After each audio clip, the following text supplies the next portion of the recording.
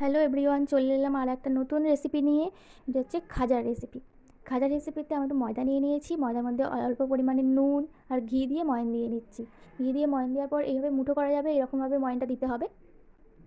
তারপরে অল্প অল্প করে জল দিয়ে মেখে নিয়েছি, এরকমভাবে ডো বানিয়ে আস্তে অল্প ছোটো ছোটো করে লেচি বানিয়ে নিয়েছি। খুব ছোটো না, খুব বড়ও না, মাঝারি করে লেচি বানিয়ে নিয়েছি। এরপরে ভালো করে গোল গোল করে বেলে নিলাম। বেলে নেওয়ার পর একটা করে এইভাবে একটার মধ্যে সাদা তেল দিয়ে তার উপরে অল্প করে চাল গুঁড়ি মিশিয়ে তারপর আবার একটা দিতে হবে। এইভাবে পাট পাট করে নিয়ে আমি এরকম পাট পাট চারটে চারটে পাটে করেছিলাম, তোমরা 5টা 6টা সেভাবে করতে পারো।